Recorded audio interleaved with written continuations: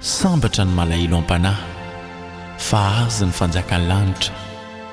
Sambatra ny ory, fa izy no hampifaliana. Sambatra ny malemy fanahy, fa izy no handova tany. Sambatra ny noana sy mangetaheta ny fahamarinana, fa izy no hovokisana. Sambatra ny miantra, fa izy no hiantrana.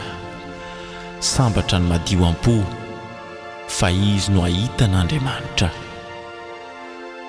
Fa toy izao nitiavan'Andriamanitra izao tontolo izao. Nomeny Zanani-lahy Tokana mba tsy ho very izay rehetra mino azy, fa anana fiainana mandrakizay.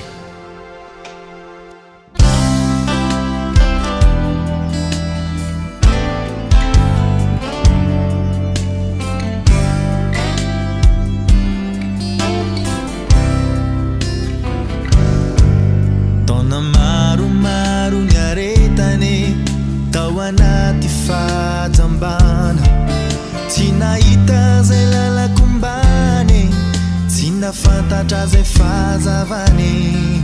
Nefa reko mandalo izany ilay tompon'ny fahagagana, ka nahoana no sakatsakanany, tsy antsoantsony anarany. Tsenginao satria ianao ilay mahay manasitrana, ikika satria ianao ilay mahay manafaka. Izao Kristy tsy avelako mandalo fotsiny ianao, fa raha mety be mandrosoa fiainako. Tsenginao satria ianao ilay mahay manasitrana, ikika satria ianao ilay mahay manafaka.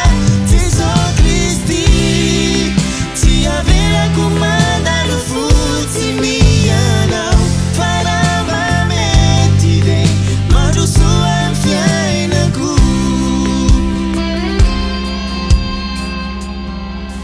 Tady amely ahy ny fahoriana, tady animba ny foko ny aizina. Tonga anao mba hananako fiainany, hananako be dia be. Nefa reko mandalo izany ilay tompon'ny fahagagana, ko nahoana no sakatsakanany, tsy antsoantsony anarany. Tsenginao satria ianao ilay mahay manasitrana, ikika satria ianao ilay mahay manafaka. Izao Kristy tsy avelako mandalo fotsiny ianao, fa raha mety be mandrosoa fiainako.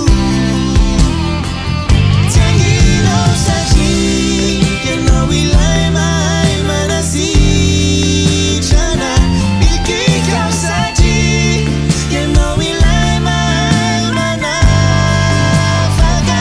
Izao Kristy tsy avelako mandalo fotsiny ianao, fa raha mety be mandrosoa fiainako.